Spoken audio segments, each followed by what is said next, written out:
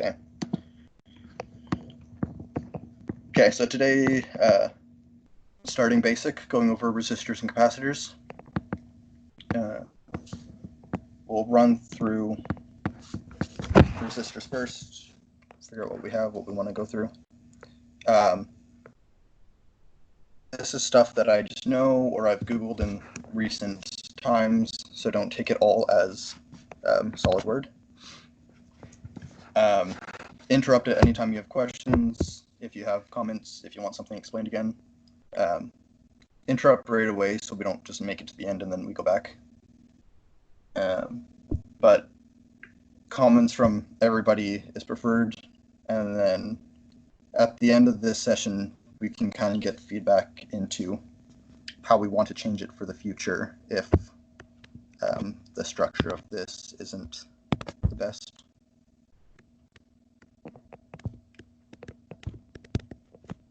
So,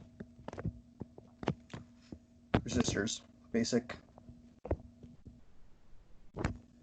Everybody knows their symbol. So resistor is just a passive component used to resist the flow or impede the current flow in a circuit. It's used for current limiting,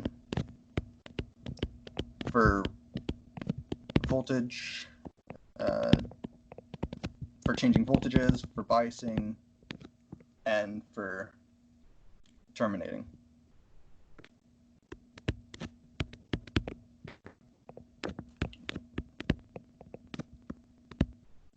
What did those last things you said mean? Biasing and terminating? Yeah. I will go over those in a bit.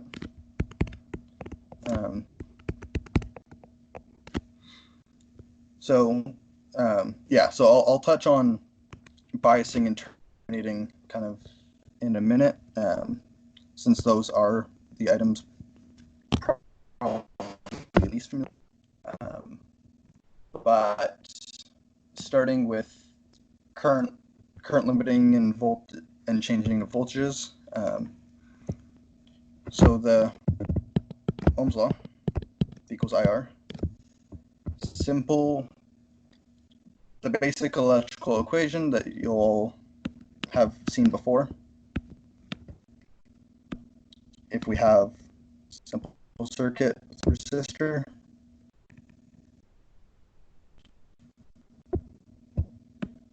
current flow through depending on some voltage, some resistance, we will have a current draw in a circuit. We have, depending on our resistance values, we can change the amount of current flowing through a circuit. So in our case, say we have a 5-volt source and a 1K resistor, we can find our current flowing through the circuit to be 5/1K or 5 million.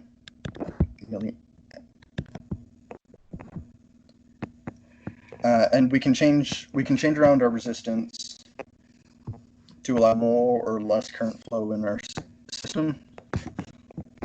So if we drop that by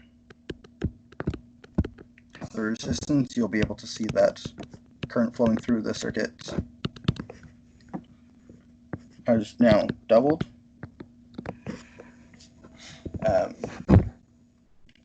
So this is a really useful, kind of simple idea of what happens, and it's primarily what you'll be thinking about when you're using it for powering LEDs. When you know you have some voltage and you have an LED that you know is only allowed to consume so much current, so you have to include a resistor of proper value to only allow that maximum amount of current to flow. Otherwise, it'll instantly blow out your LED. I'll talk on LEDs on another day, probably Thursdays, probably Thursday session. So I'll skip over going through the math of speccing out this resistor. But just for your reference, that is one of the most useful most useful practical cases of using a resistor to limit the current in your circuits. And then for voltage changes, we will have simple voltage divider, which is made up of two, can be more resistors, where you have some Vin, R1, R2, and your Vout. In this system, using just two resistors, we are able to change our voltage levels such that our output voltage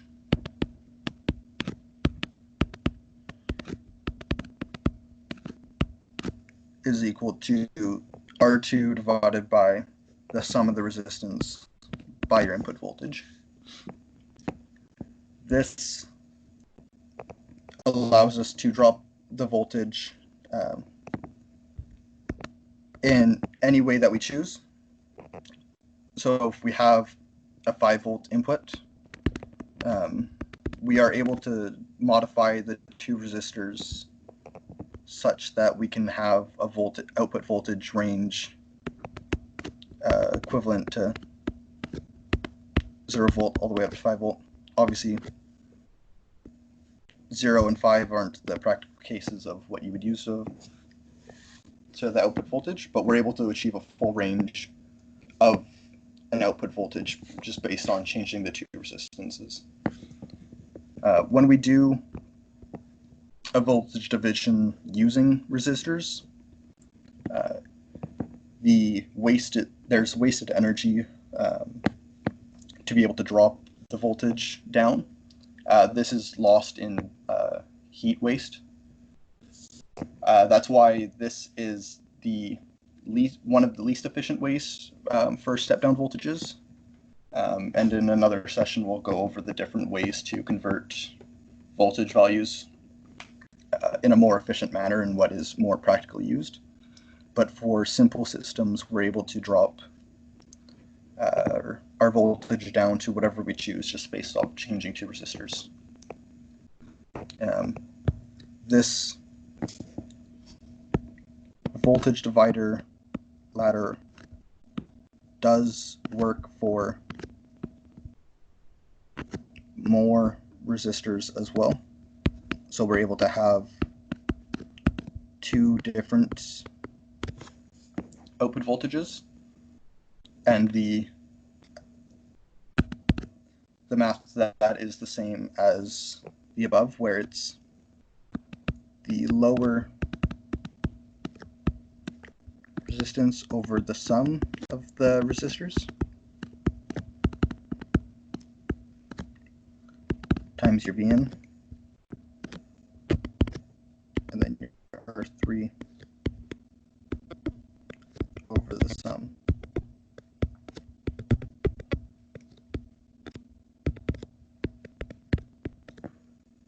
So we can do this for as many different voltage output voltages as we want. We can keep adding resistors.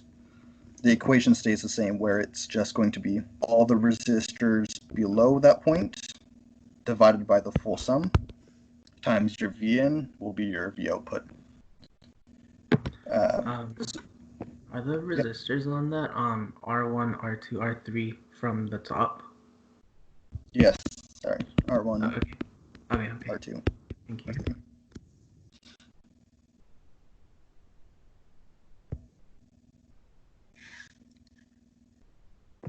So if we were to, in this example, make all of them I've 1K. arrived.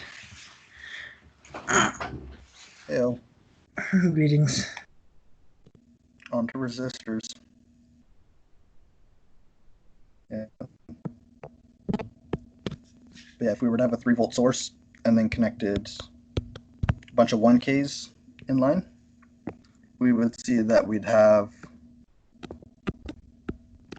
2/3 of Vn, and then at this point we would have 1/3 of Vn. So we could and then if we were to tap off, obviously we have just our 3-volt. So we can see that we can have a bunch of multiple output voltages based off of a bunch of resistors at equal step sizes going down if you keep them all the same resistance value.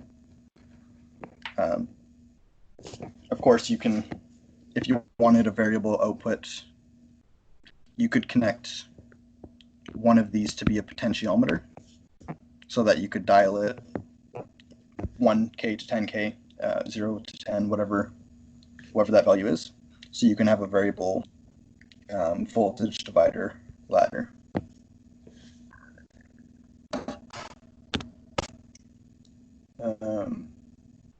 Oh, maybe something I should have gone over earlier.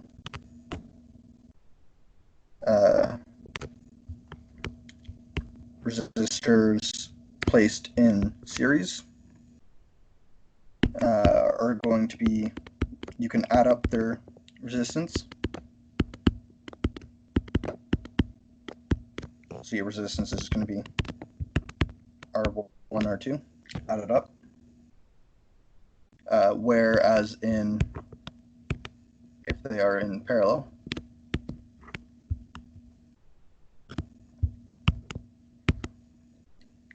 what you get is 1/1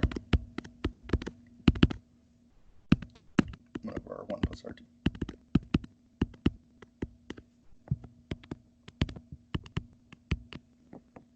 Which we can take as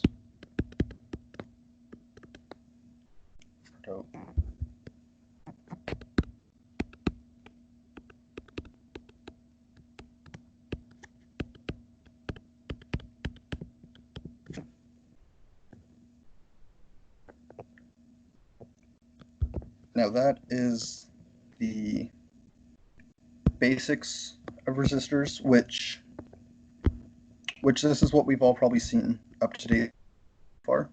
Current limiting, voltage changing, and how they behave in series and parallel. But more onto biasing of resistors. Biasing is done most commonly on MCU pins, as well as MOSFETs. These are just for typically known as pull-ups and pull-downs. So your typical biasing is going to be a pull-up or pull-down resistor. And this will be seen in the case of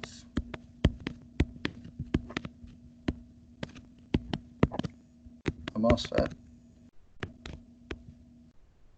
You'll see the gate pins going to have a resistor tying it to ground. Or we can also see it on your MCU pin. It may be tied to VCC, tied to 5 volts, whatever it be. The application, it varies depending on what you constantly want to be reading. So there may be cases where the MCU pin may want to actually be pulled to ground and not pulled high. And on MOSFETs for NFETs, it'll be a pull down on PFET, it'll be pulled high. I'll discuss MOSFETs on a later date. Do you know how do we know what value resistor we should use to pull up an MCU pin? It depends on some things. Sometimes datasheets will tell you pull up, pull down with a certain value. Typically, you just use a high resistance. So you'll most commonly see 100K typical biasing resistor values. This is such that these paths will have the high impedance. So if you have 100K, it's not going to influence your signal as much if you have, because current wants to flow in the path of least resistance. If you were to use, a 5 ohm resistor, your signal path may decide best option, tie itself away. So it's typically used just high resistance values. Can I add something? Yes. Interesting use case for embedded is often the pull-up resistors on I2C lines.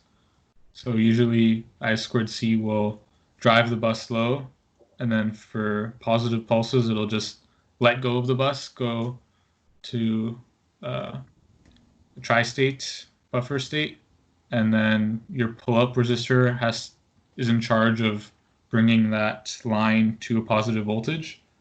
So the smaller your pull-up resistor, the faster your edge rate will be in your transmission. So when you're speccing out your system, if you want really quick rise and fall times, you can pick a lower resistance for those pull-ups. Or even if you're chill with it being slow, you can pick higher ones.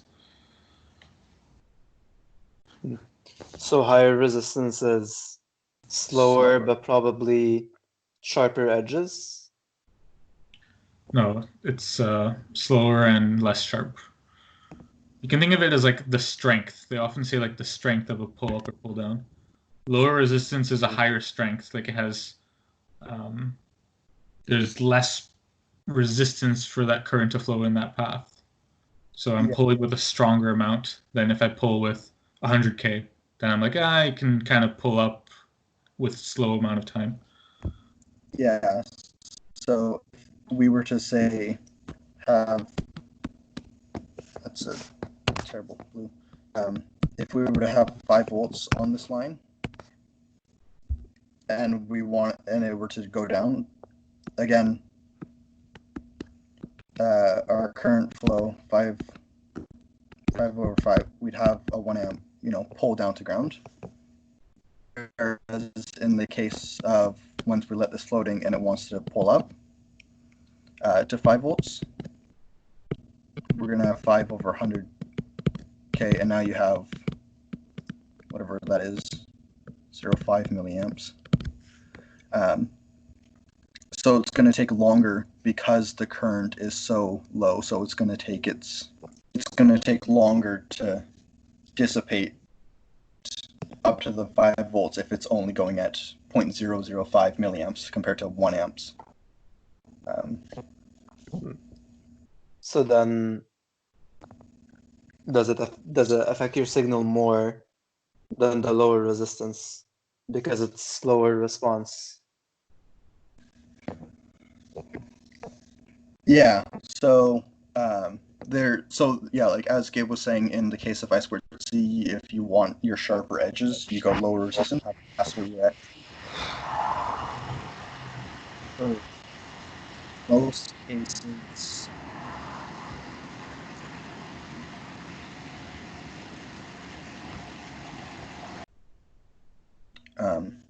for most cases like MOSFETs, the point of the biasing resistor is just to make sure the signal's never floating.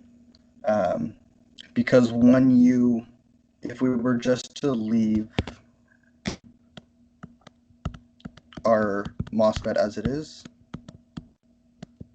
and not connect it in any way, we would send it signal to latch the FET, and then we would let it go.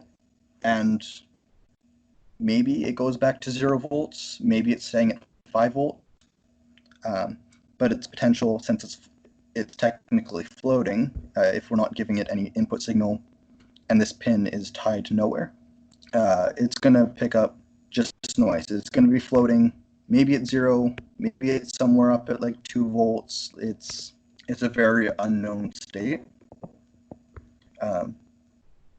And this can cause timing mess ups if it's already at some, maybe 1 volt. And then we try to send another pulse to turn it on. The timing will be different. So it can mess up timing effects if you just have a floating signal. Or the floating can be so bad that maybe it floats all the way up to 5 volts, and it turns the FET back on when we don't want it to. So for these cases, the bias resistor is just used for holding the signal at a known value. But when we get into communication lines, I2C and other protocols that are just using it for the sharp trigger edge, it has a little bit of a different use.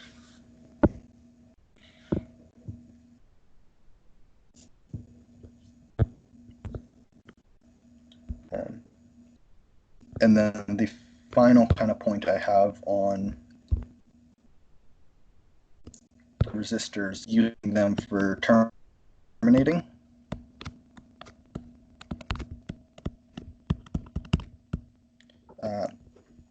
This is more of a communication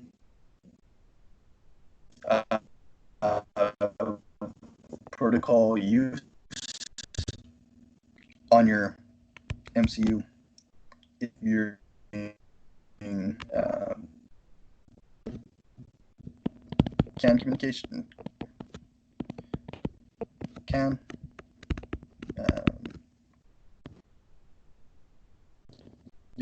You'll often see a resistor between, or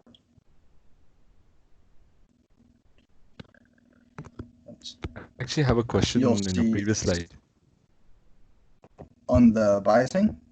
Yeah. How do you know if you would use a pull-up or a pull-down resistor for biasing a MOSFET? For MOSFETs,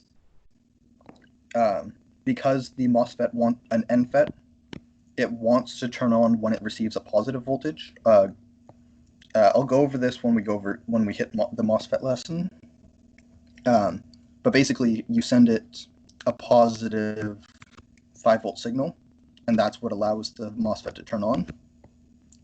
So in that case, we would want pull down resistors so that when we're not sending anything, its automatic case is to be turned off, to not be allowing current to flow. Whereas if that it wants to see a negative voltage, basically. It wants to see less on the source than the gate. So you would send it 0 volts to be able to turn off. So in that case, we pull it up so that its default state is to be turned off. Got it. Thanks. Hey, Jarod, I also have a question in regards to biasing. You mentioned something about sharper edges. What does that mean? So this is for like I2C communications. If we have, so as Gabe mentioned, so this is an I squared C line that gets pulled up, where it'll send 0, or it'll just be disconnect, so it'll allow the pull up to do its edging. Now, based on what we said before, with a low resistance will act faster than if we have a high resistance. So if we have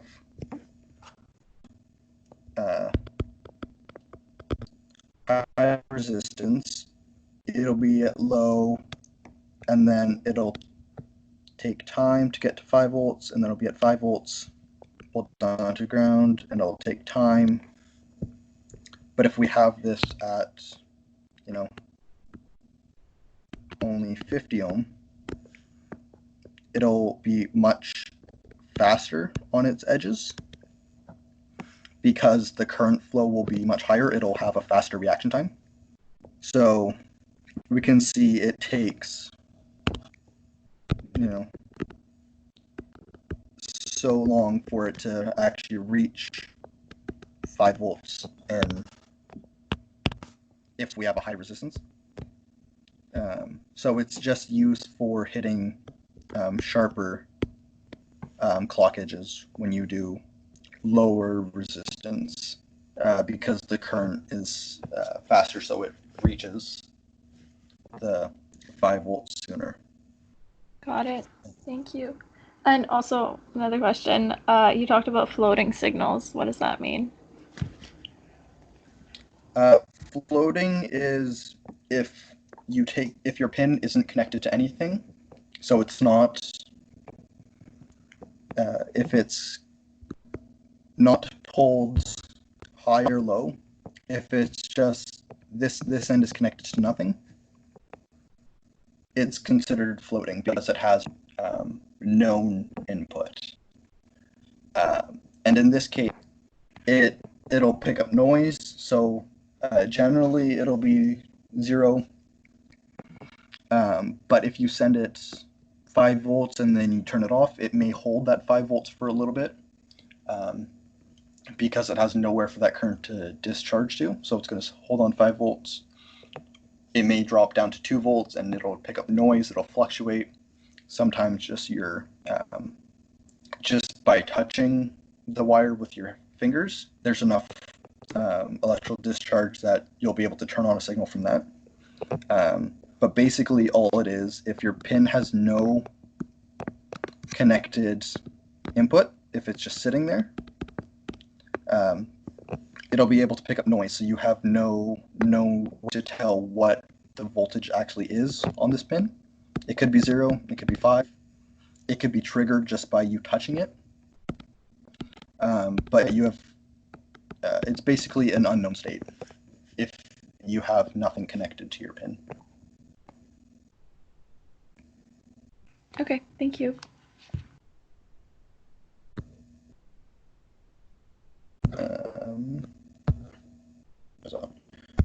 Yeah, so terminating. This is more of a communication. This is more used in communication clocks and other protocols such as those. It's used to improve signal quality on communication line, to prevent reflection, which can cause interference and distortion.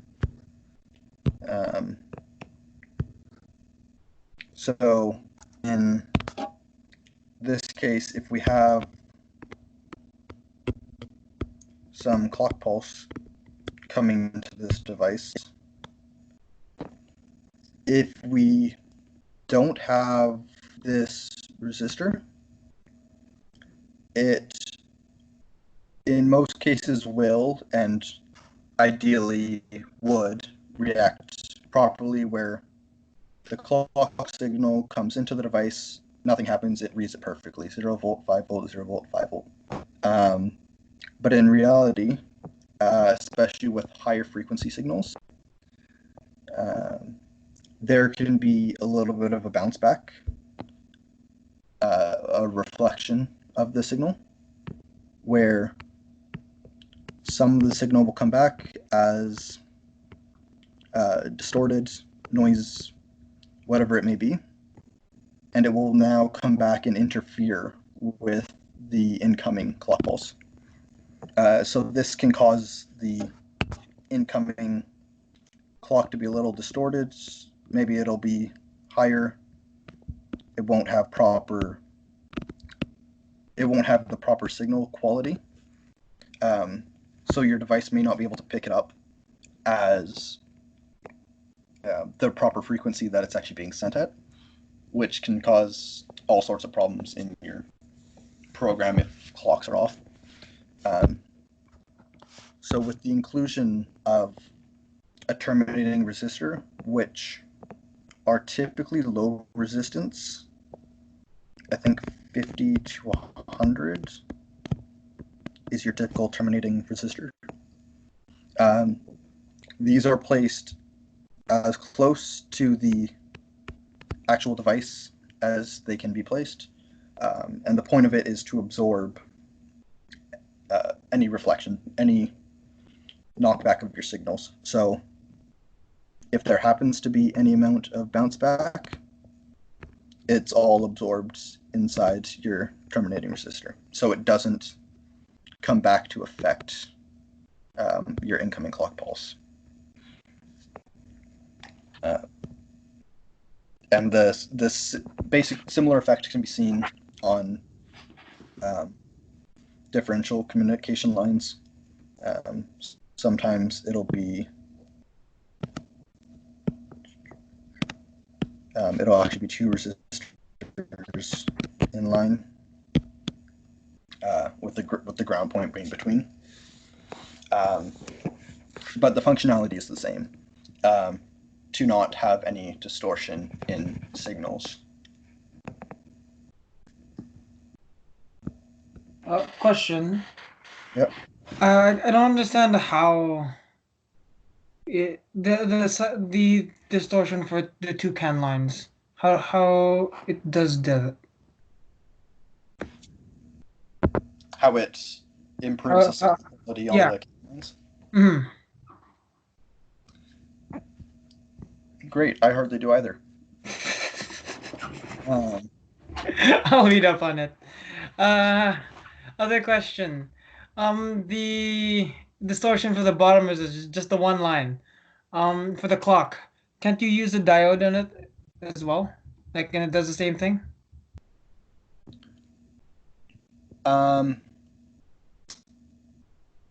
Technically, but no. Because a diode will have a voltage drop. Oh, I see. So if you were to place a diode coming in to your device, it would have the benefit of not allowing any bounce back, but because diodes have a typical 0.7 to 1 point something voltage drop across, you are no longer going to receive your proper 0 to 5 volt clock pulse as you require it.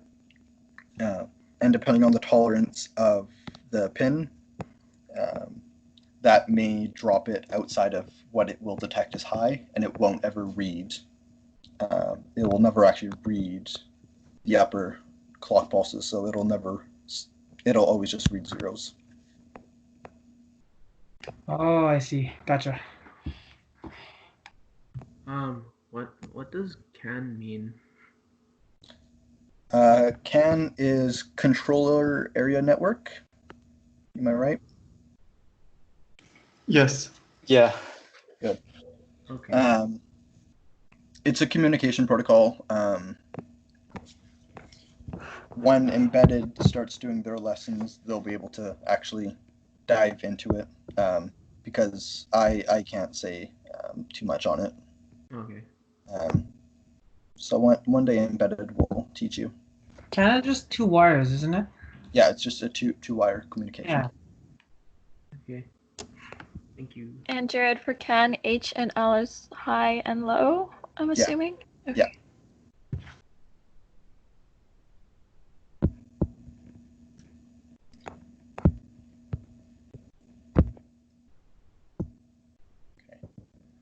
that is all I have on resistors.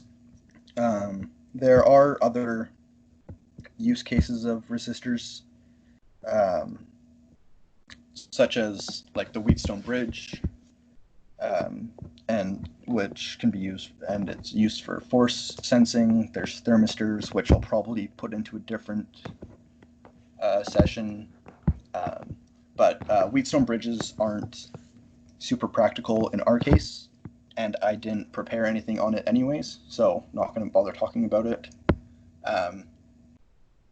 But it's something you'll learn in your classes if you haven't already. But it just doesn't apply too much to us, so it wasn't worth going over.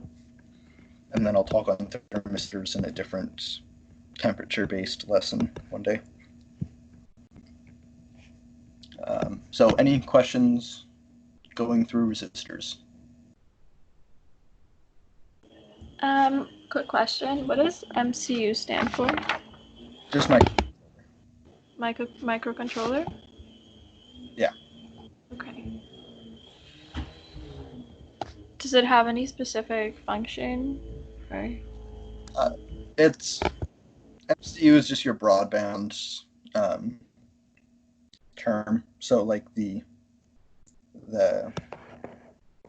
primary MCU that we're using is the TMS 570, which has all of its different CAN communications. It has different voltage outputs. It has different analog outputs, digital.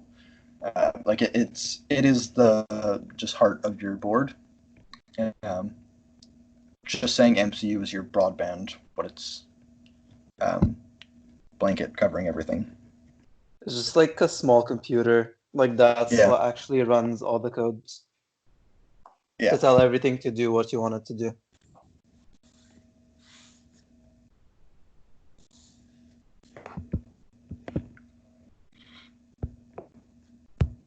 Anything else?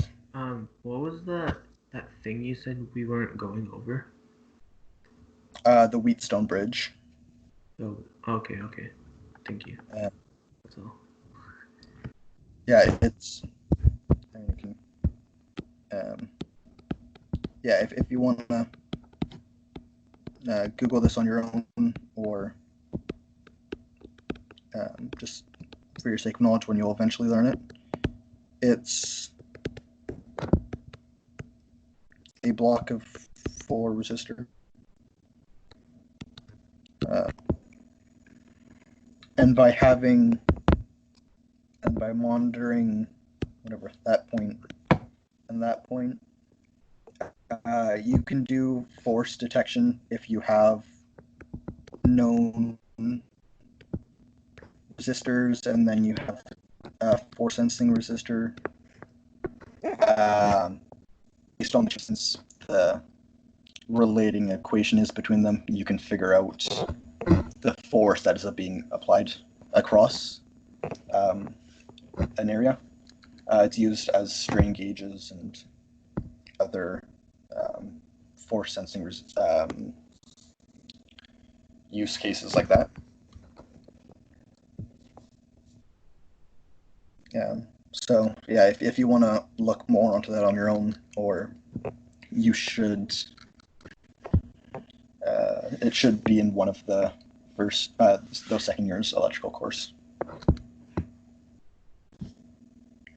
Okay, thank you. Hey Jared, if you go back to the biasing part you were talking about, you use the terms PFET and NFET. What does that mean? I'll go over those in another lesson. Okay. I have one specifically for MOSFETs. Sure. It's just P channel and N channel. They operate in the same way, where it's based on some gate input pin allows current flow. It acts as a switch. But yeah, I'll go through that in another session. I have one specifically for FETs, resistors, and such. For clarity, I guess when you say FET or PFET or PMOS, do you mean the same thing? Yes. Okay. Yeah, I don't bother talking about actual different FET or MOSs or I don't care about like the CMOS, JMOS. Like I'm Yeah, there you go. Okay, makes sense. when I'm saying NFET, PFET, like I'm going with the basics. Yeah, we're just talking about a MOSFET, and yeah, cool. Yeah. Okay. Everybody else all good on resistors?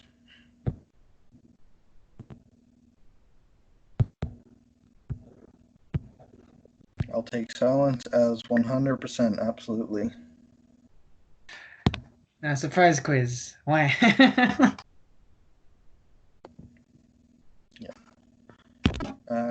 Yeah, like I expected to run through this. This is kind of the first thing you'll see in whatever first electrical course you do.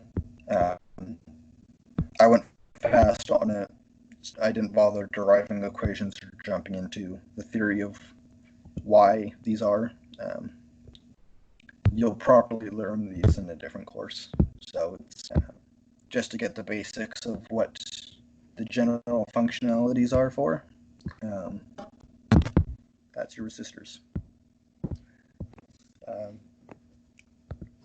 Now, since we have the time,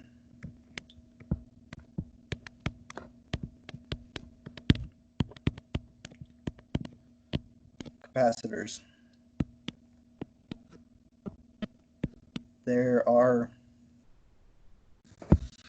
many different kinds of resistors, and then two main kind of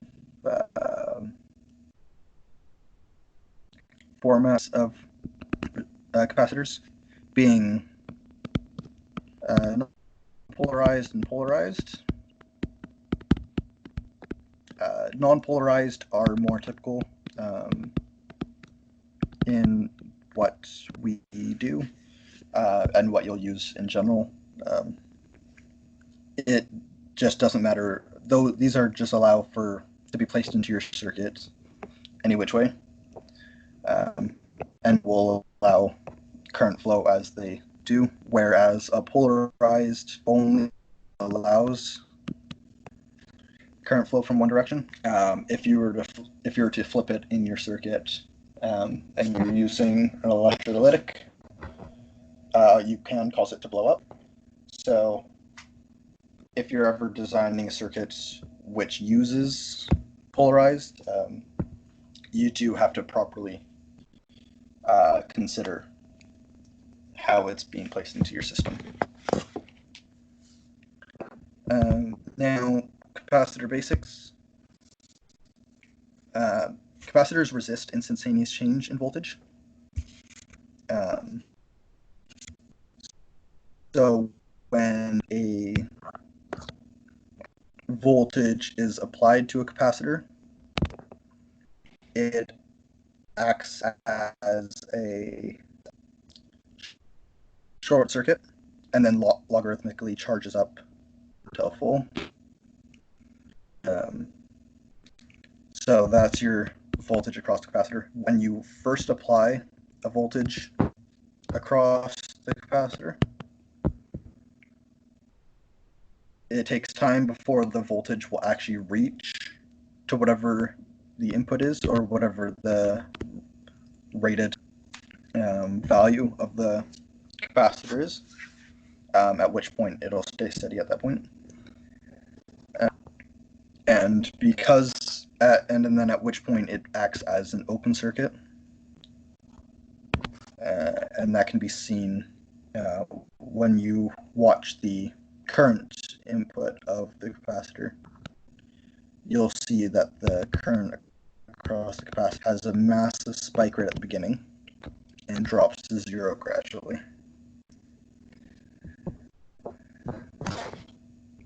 Now this I have a quick Yes. question. What's the use case of polarized versus non-polarized? Polarized are for specific, generally for decoupling and bypassing. Um, What yeah, are those? so I have no idea. yeah, that's I was gonna touch on it in a minute. Um, so yeah, no, I'm gonna touch on what those are in a minute, anyways. Okay. We'll jump back to that. But as we can see from the charging input, where it acts as, let's get out of this, instantaneously, acts as a short circuit. And then over time, we get to the point where it becomes an open circuit.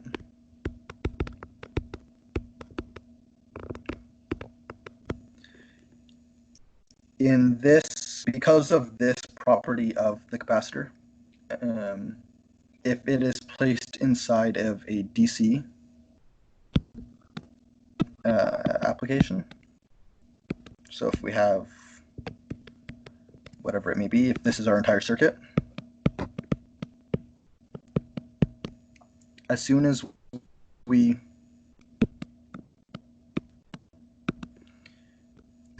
close the switch, current will be allowed to flow through the system as it is being charged up. So it's going to start at 0 volts at the system, and it'll slowly build up until we hit VCC. At which point, when the capacitor is fully charged up, no current flows through the system.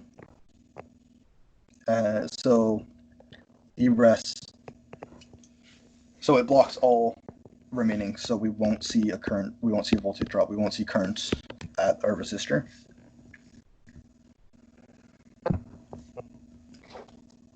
Now, because now if we were to use this in a AC source, which can be represented in the same way, where instead of just closing the switch, we now go back and forth between toggling it on and off. We can see the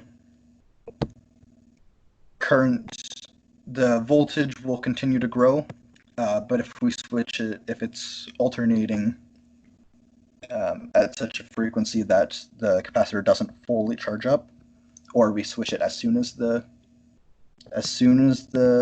capacitor charges to its VCC, and then switch it back off, we will see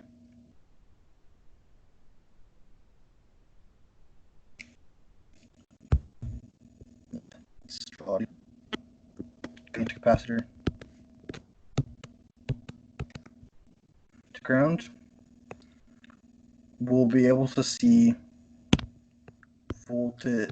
We will see current flowing through as it's growing to VCC, and then on the falling cycle, when this is then 0 or going to negative, we will see current flow continue. So if we represent that in the same output, we can see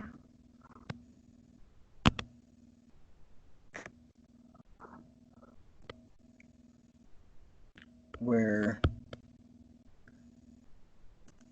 voltage across the capacitor and the current across the capacitor. We can see that the current and the voltage are out of phase from one another. That's a property of the capacitors, being that in AC systems, current leads voltage. So our input voltage will match, if this is our V in. Our V in will happen before our V out is registered. V out, our voltage is lagging the actual current, the actual input.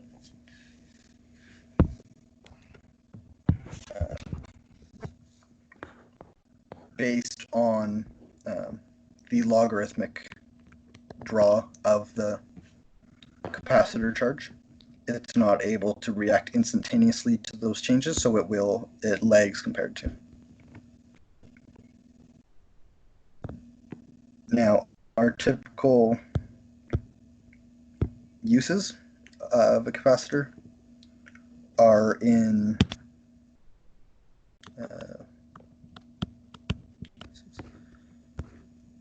what you'll typically see them in is decoupling,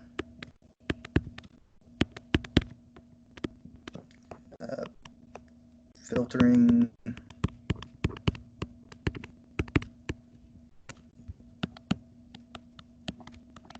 bypassing,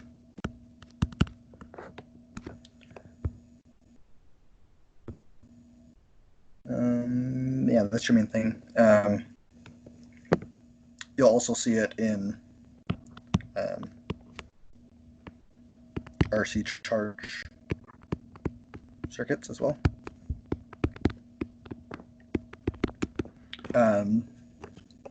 These have a special use case where there is a time constant. Yeah, for the RC charge, there's a time constant tau, which is dependent on RNC, which basically tells us if this is your voltage across the capacitor. You know how long, if this is time,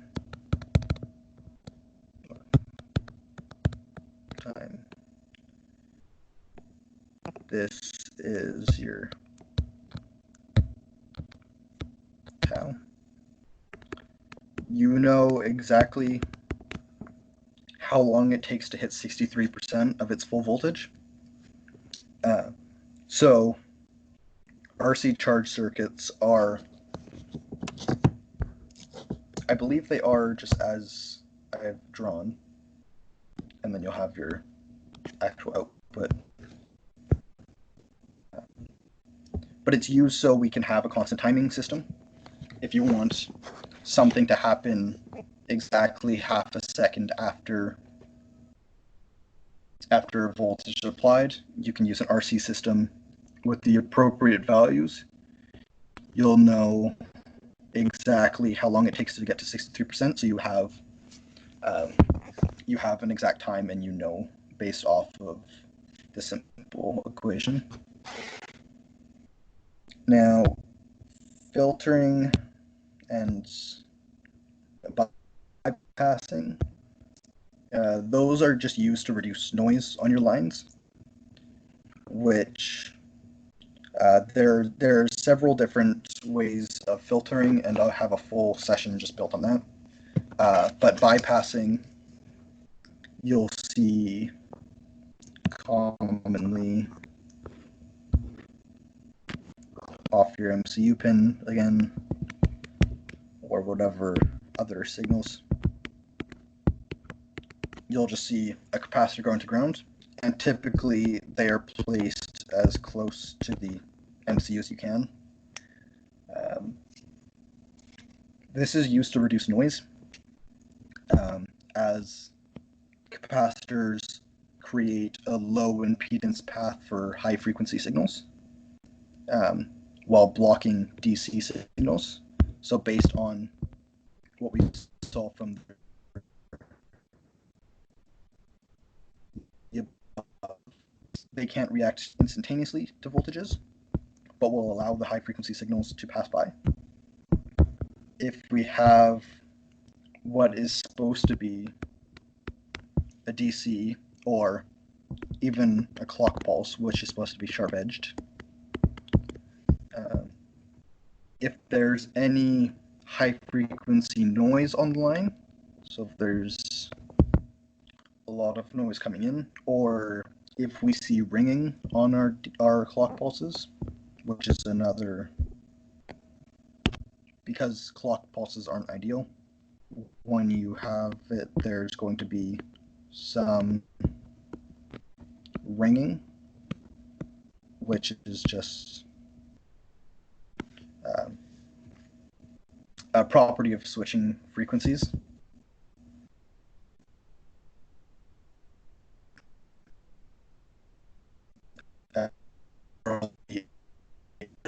On the edges, high frequency noise. Capacitors create a low impedance path for high frequencies. So the high frequencies signals are going to want to go to ground, while your DC signals are free to go in to your device, since they block low freak. And then these capacitors are placed as close as you can to the device so that it doesn't pick up the noise again. Because if you were to place this capacitor all the way out here, sure, it'll block the noise, but then for the remaining of the signal, it once again may pick up and start to get the noise again. So you'll commonly see bypass caps placed as close as possible to MCUs specifically, communication lines, clock pulses, any of the sensitive lines really will have or will recommend to have capacitors there.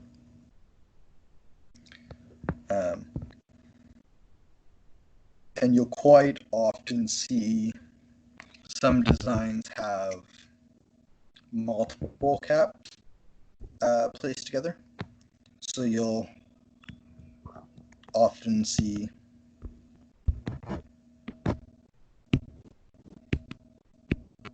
one micro,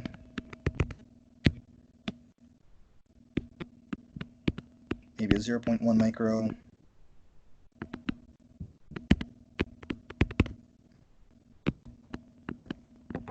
another, sometimes it'll be multiples of just the same one, but it'll recommend to have multiple on the same line, tied together going to the same pin.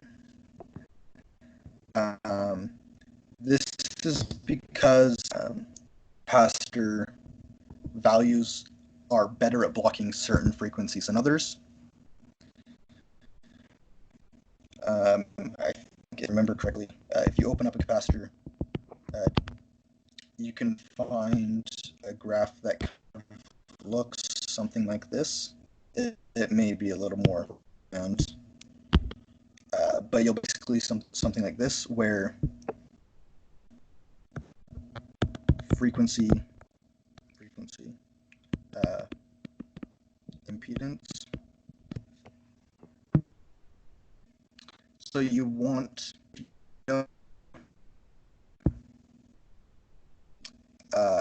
if you're going to have some noise at a specific frequency,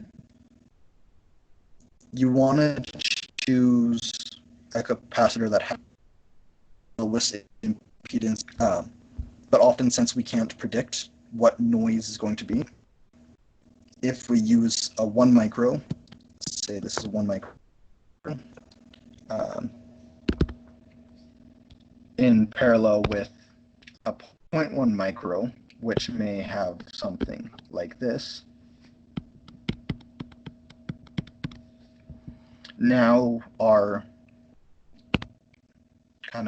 level of blocking out our high frequencies is now all of this lower area instead of just this one. So that's why you'll typically see designs recommend multiple capacitor values being tied together, tied to certain pins, and being close as possible. This is just to allow the maximum amount of cancellation. What else do I have? Decoupling basically works the same, except instead of just taking a line to your MCU and filtering that out, decoupling is more about canceling noise from two different parts of your circuit. So if you have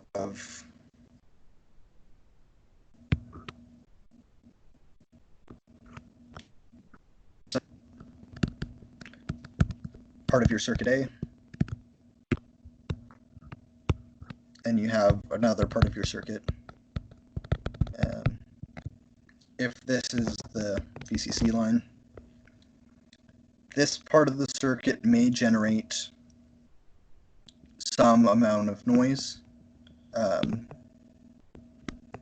where this system has to be much more quiet, or just in general you don't want to pick up that noise. So you'll see decoupling between the parts of the circuit. This is also frequently done in the form of filters. So it'll be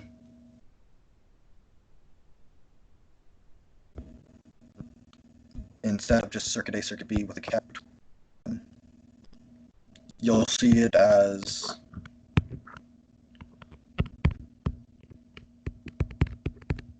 circuit A, and then you'll have decoupling in the form of a filter, usually, whether it be low pass, high pass, band pass. Again, I'll go over filters in a separate session. And then that goes to circuit B. Decoupling and filtering is primarily used for making sure that parts of high frequency signals from one part of your circuit don't interfere with other parts of your circuit.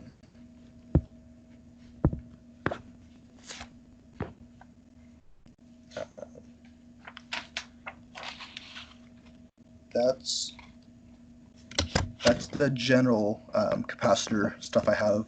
I'm going to go over a couple different types of capacitors, so electrolytic versus ceramic, and then a couple different ceramic capacitors in general, which are the typical ones we use. But before I go into there, is there any questions just in general on anything this far?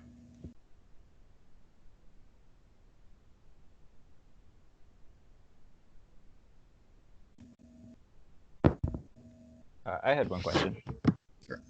I notice in a lot of circuits, the decoupling capacitors, they have a series of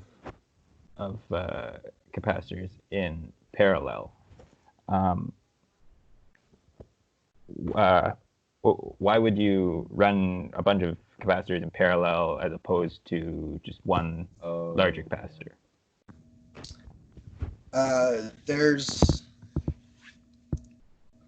There's a couple different reasons. Generally, like if we were just to say, fuck it, I'm just going to use one big 10 microfarad instead of a bunch of little ones. Sometimes it can be because of price. Sometimes it's better to, it'll be cheaper to use a bunch of 0.1s instead of a 10 micro. But the bigger point is on the impedance versus frequency of a capacitor. So it may be that a 10 micro is only good at blocking frequencies down here. It doesn't actually accommodate for what the 1 micro can do, for what the 0.1 micro can do. So if you have a bunch of different values, it covers a wider band. And if you use a bunch of 0.1s, so instead of having, a 10, a 0.1, a 0.01, and a 1, sometimes it is just that they have multiple 0.1s parallel together. It has a similar effect to what multiples can do, where it would allow a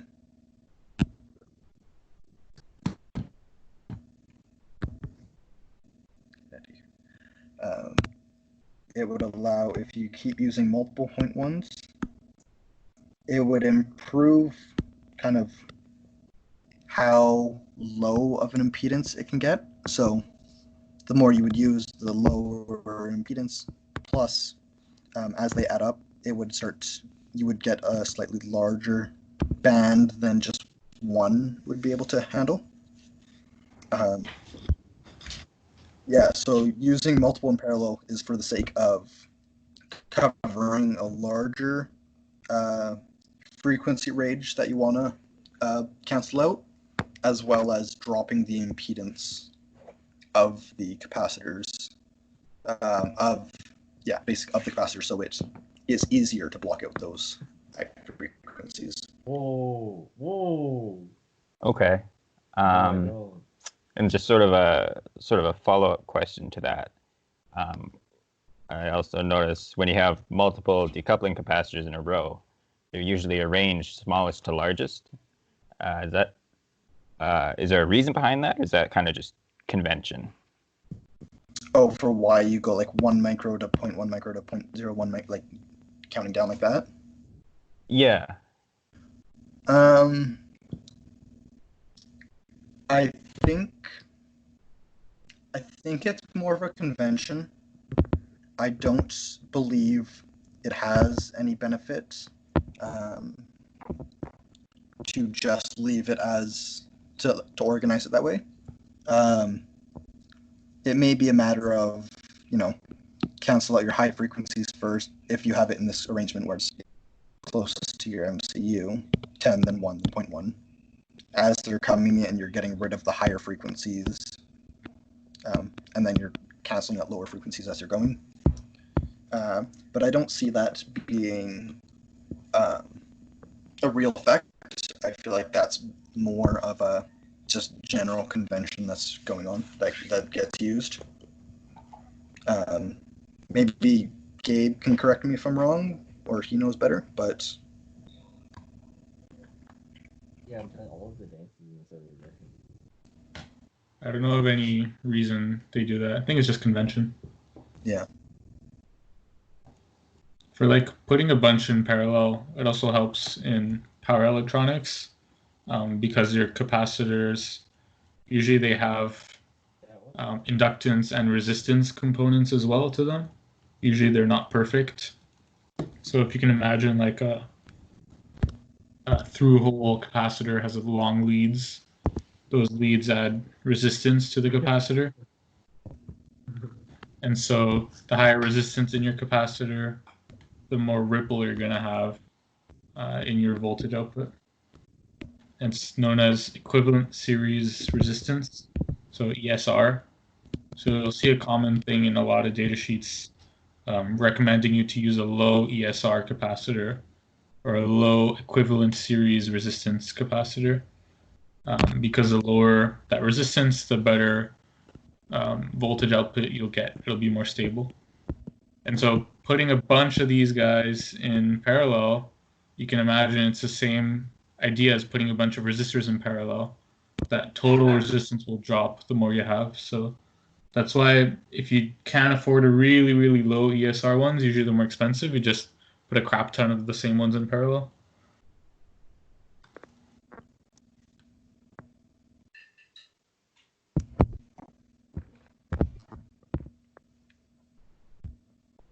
Okay.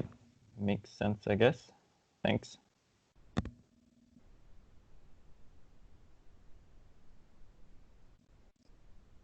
Any other questions?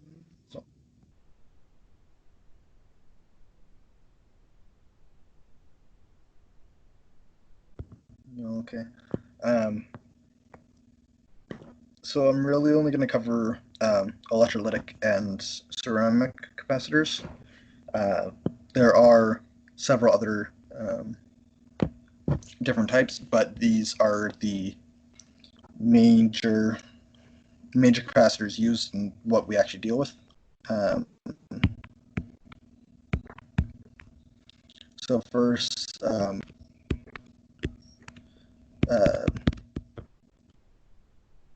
these are what you'll more see as your typical through-hole capacitors. It's the big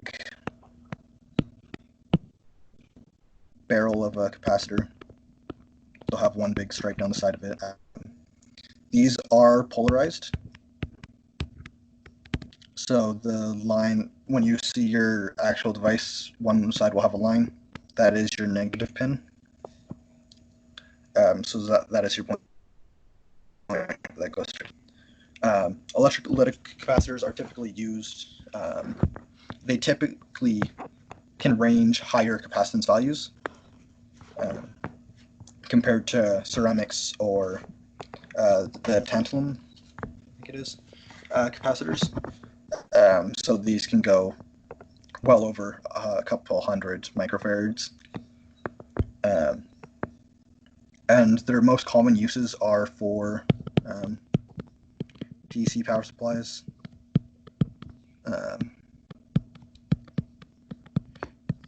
This is because they're good for reducing ripple voltages. They can tolerate much higher ripples and negate them as such. So they're good for in power supplies for decoupling. But they're not as grateful in sensitive electronics. This is because they typically have poor tolerances.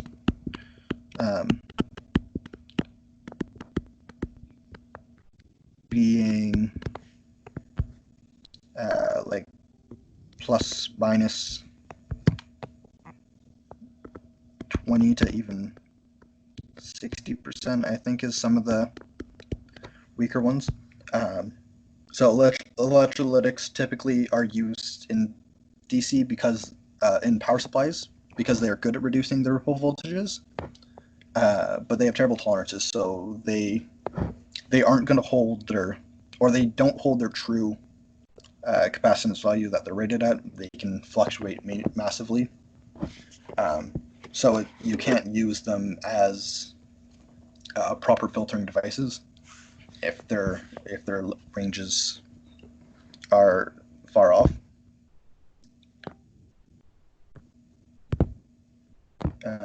The second and the more common capacitor, which is our typical surface mount capacitor, are ceramics. They are commonly non-polarized. You can still get them polarized, but it's most common non-polarized, and that's what the majority of what we use actually are. They are better in comparison to electrolytics for their high frequency responses. So they are better at filtering higher frequencies.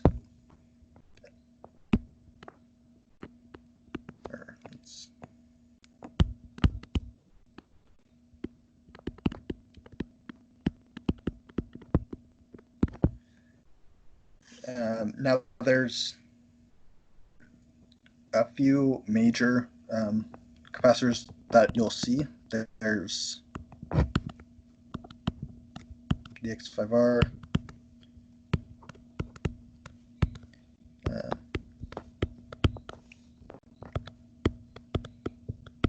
these are the 5 typical codes you'll see on your capacitor. Now, the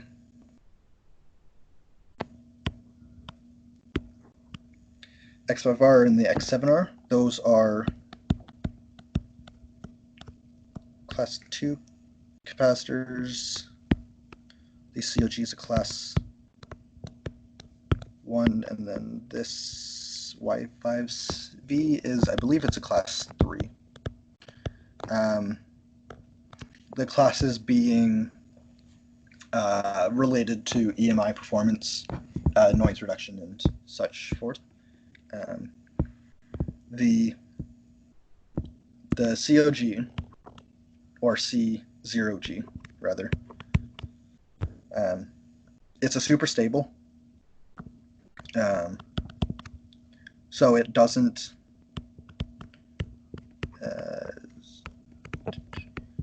change its capacitance significantly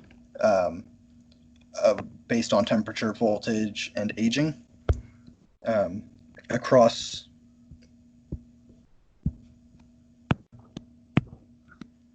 kind of all temps. It holds a pretty linear low capacitance.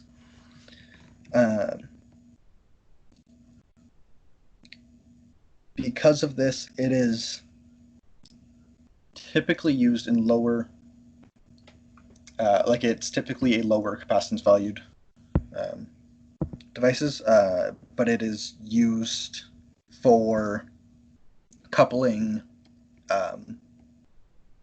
super sensitive signals, being some of your communication protocol lines. You will, or even in, what's the other?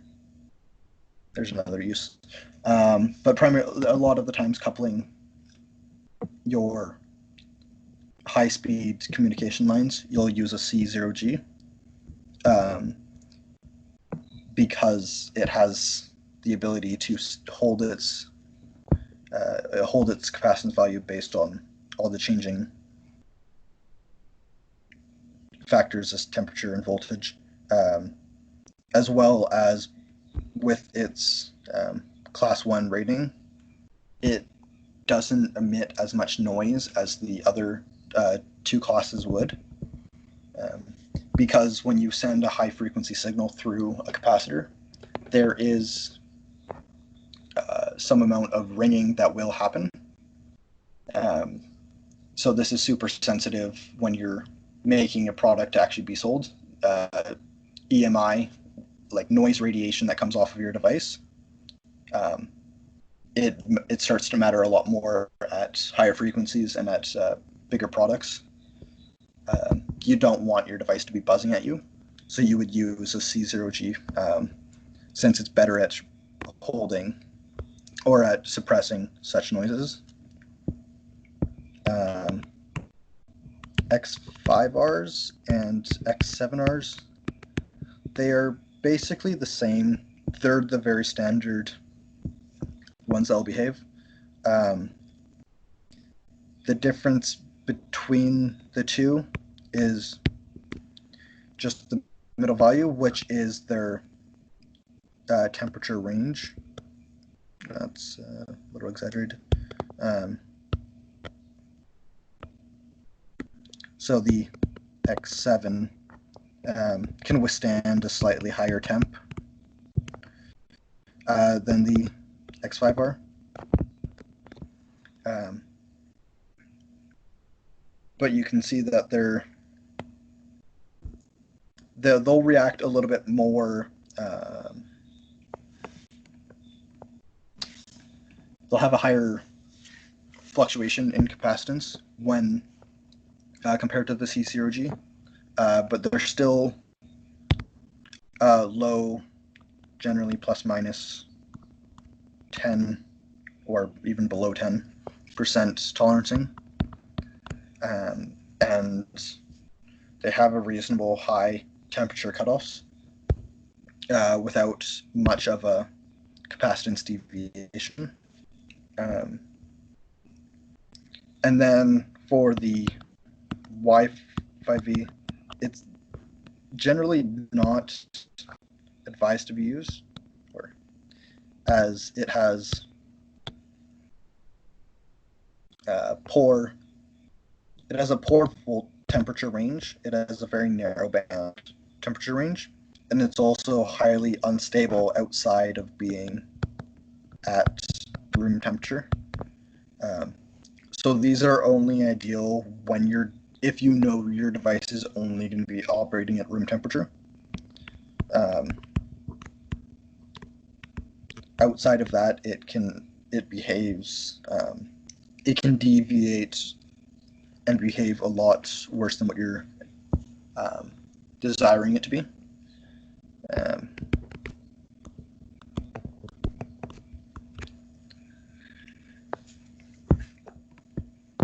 Yeah, so in most kit scenarios, we use the X5R, X7R because these are going to be much more expensive because of its high stability and good reduction to noise and all the elements. Whereas in most of our applications, since we don't care too much about the noise and the temp range that we're talking about here is like 85 and 105 degrees. So it's well beyond what we actually tolerate with, so we don't need it to be super high precision. And again, in most applications, we don't need it to be within a 1% deviation. So we stick with these two for the most part. Hey, Jarod. Yes. What do you mean by stable and unstable? Unstable, like as in it's gonna blow up, or? No, stable as in reacting to the elements and keeping its values. So over time, just every component in general, since these are devices that you're going to be cycling or discharging high frequency signals through, your capacitance over time goes down. So if we say this is these are all 1 microfarad devices, if we use it for 1,000 cycles, this one is still going to be at roughly 1 micro, where these ones may now be at like 2 micro after 1,000 cycles. So it's over its life, it starts to deviate, as well as at temperature, it will deviate. So if you're at minus 80 degrees compared to positive 85, you can see a range of 0.5 micro all the way up to even like 1.7 micro. Where, as in with the stable, it'll be basically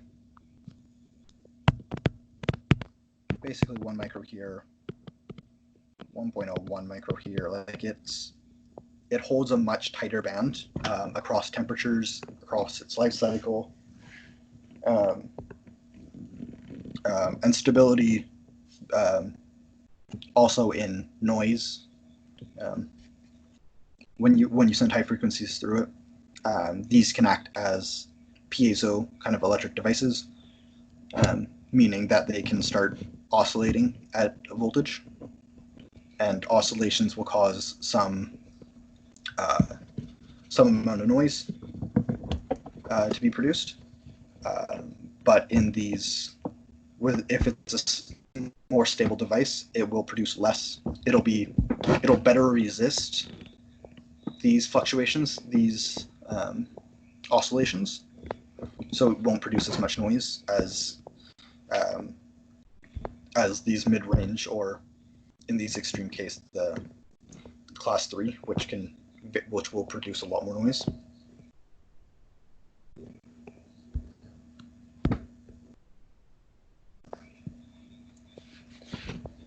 Gotcha. Thank you. And also, a quick question. You mentioned EMI performance. What does that mean? Electromagnet interference. That is something that's kind of a little higher up than what we even consider, and what we really need to deal with in our cases. But basically, how susceptible it is to induced noises, and the noise frequencies that it gives off at its working performance. But it's basically, if we have our system working and then a 60 hertz, unknown signal comes into the frame. Will it distort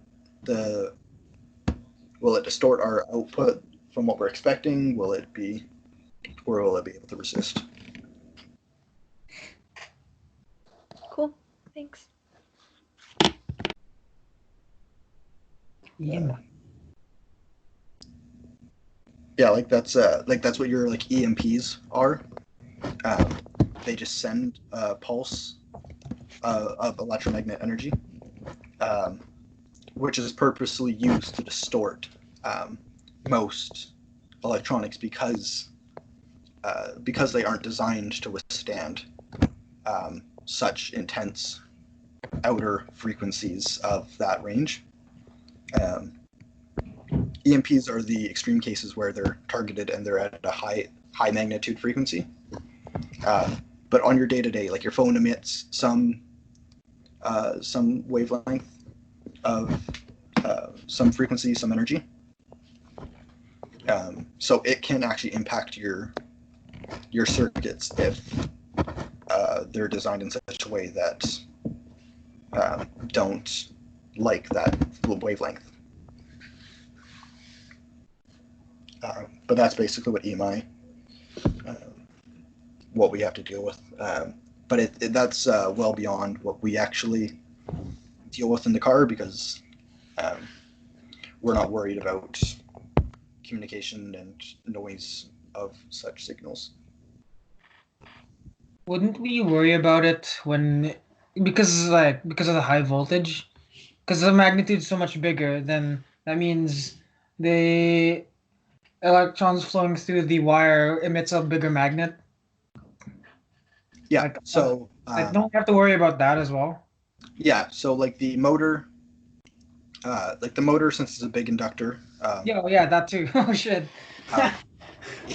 It will release a lot of EMI. It will release a lot of noise because such high current going through wire will release. But that releases at a high magnitude but low frequency.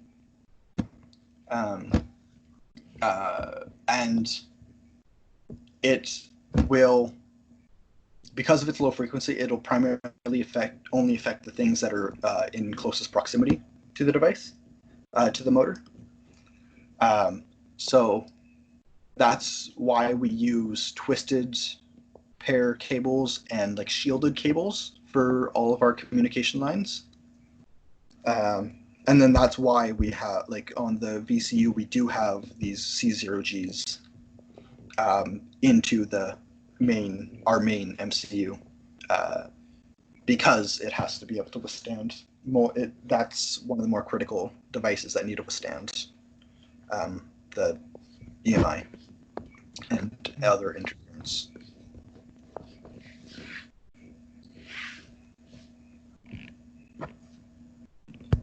Would these things affect CAN readings, or is it just analog readings? It can distort CAN, yeah. Okay. And analog signals are very easy to distort. Yeah. Because they're already at a float. They're already at some multiple decimal point value that we're supposed to be reading, and we can't tell unless it's a massive spike that we don't know if that is the proper one. So we have to do a lot of filtering on analog lines. But communication lines, because since they are critical, those are all often twisted paired, differentially referenced and then filtered out accordingly. So we cancel out any of the noise that gets picked up. I see.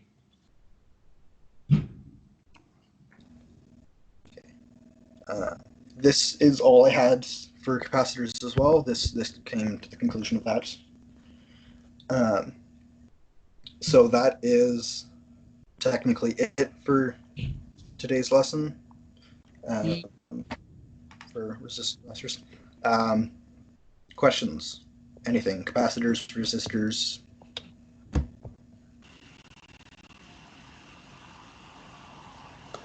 Just one question. So, how different like value of capacitor are gonna affect the decoupling part? Like if I show like 1 μF per second, yeah, I think you see. Yeah, choosing between a 10 micro and a 1 micro and a 0.1 micro, like where Yeah, to choose. yeah. Because like sometimes like the manufacturer they didn't really tell you like which value should go. So Yeah, a lot of basic data that are kind of like mass, they're mass data sheets that just have all of their values. You probably won't find these graphs. Most time for decoupling, like if you were to redesign the VCU, knowing that you're using the TMS 570, you would go to the datasheet, and in the datasheet they tell you place a 0.1 micro as close to the device as possible. So they tell you which capacitance values to place where, to which lines, because that's the expected, because they know what the expected noise frequency is, or that's the general. But if you were wanting to place a coupling capacitor on one of your lines in general, a 1 to 0.1 is your very typical value to use. They're used at the most common frequencies. If you're not sure of what frequencies you're actually supposed to block out, or you don't have a device manufacturer recommendation, 0.1 or a 1 is generally what you go with. I see. Okay.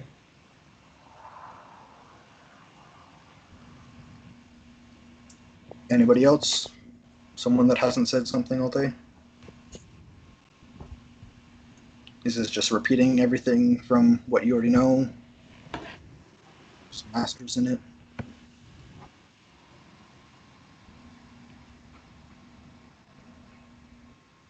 Oh, right.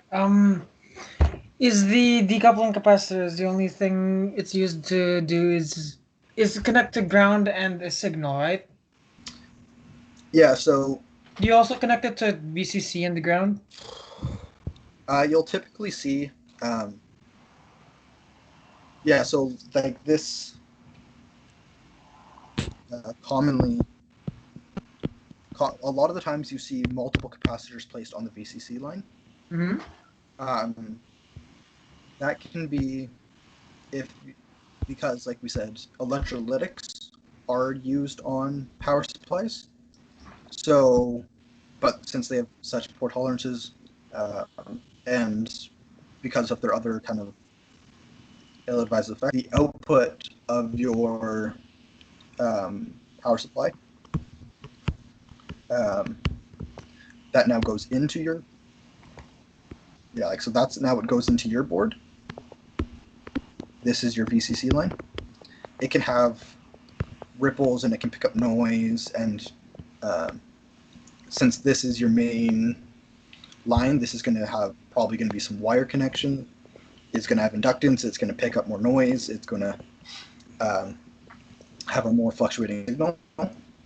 You want to decouple those so that your device gets the cleanest signal it possibly can. Also, because all of your everything else is based off of your input voltage. So you want that signal to be the cleanest above all else. Because if it's expected to be 3.3 volts, but it's actually sitting at 2.5 or something terrible, all of your output voltages are now going to be sitting at 2.5 volts instead of 3.3. So it will mess up every single part of your circuit that it's connected to. Ah, I see. So that's why you'll see a lot of the times VCC gets a lot of capacitors, because that's the one that has to be the cleanest signal, because it's what dictates how the rest of your system, or how the parts of the system that use your VCC will behave. I see. I guess, I'm not talking about capacitors anymore. A DC to DC, just like a 24 to 24 would work the same way. Like if you for the solution.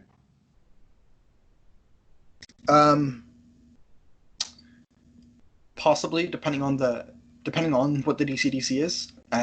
It can still, like if it's an LDO versus switching, it can still have ripple that you're not desiring. Okay. It can basically fall into the same problem that we see at this. Your power may be a little off, maybe a little high frequency, so it needs to be dealt with.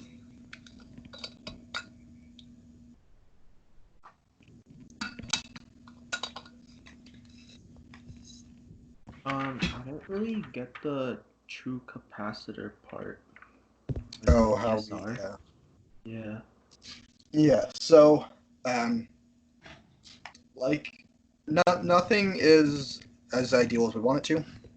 So, because, like we said, if this is a surface mount, or I mean, if this is a through hole, even if it's a surface mount, this is where you solder to. This is where you solder to. You have some amount of wire. You have some amount of wire. Actually, so your capacitor is 2 metal plates with some electrolytic inside. So when you apply a voltage, the electrons want to flow, whatever, until all the charge is built up on one side, and then it resists flowing. But basically all it is just 2 capacitive metal plates, generally, with an electrolytic inside. Now, based off of this, that's your ideal. What it does, you apply voltage, charge, and then you have your output. But because it has wires, which are basically inductors, you have to add in an additional inductance.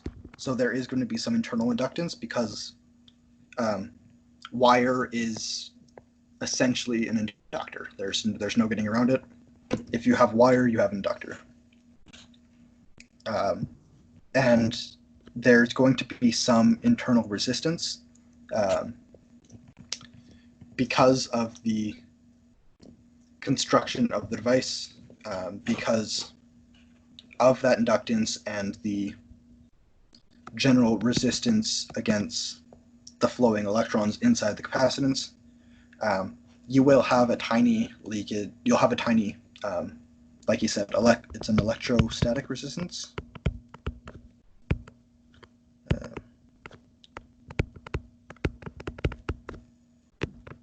So it has a minor,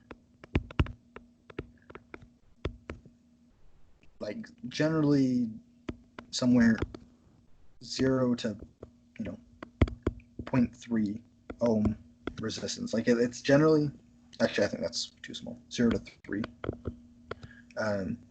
It's a small resistance, and in the grand scheme of things, it doesn't make up too much.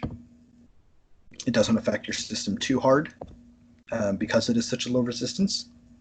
But based on the internals, having the wires, just the general construction, you will see some resistance. You'll see some minor voltage drop across. So it has an internal minute resistance, as well as some very small, microhenries of inductance. And then you have whatever you're actually doing here, so 1 microfarad maybe. These are very minor, and in the grand scheme of things, you don't generally think about it unless you're really wanting to hit that optimal impedance drop frequency band. unless you're really trying to cancel that out. Because like we said before, if we did one big 10 micro, it may have an ESR of 0.5 ohm. But if we do a bunch of small ones, it may have a 0.1, 0.07, 0.05, and then putting all of those resistance in parallel, because we know resistance in parallel is lower than the putting them in series. We'll see the total ESR resistance will be smaller. It'll be at 0.11 or something. So we can achieve the same capacitance with a lower internal resistance than if we just did one big one, which just makes it slightly better for the impedance blocking of frequency. Okay. But yeah, in the grand scheme of things, it's not too critical when you're looking at it. Okay. Thank you.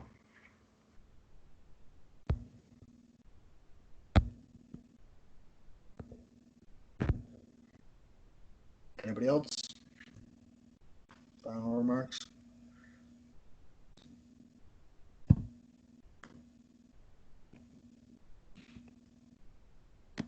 No?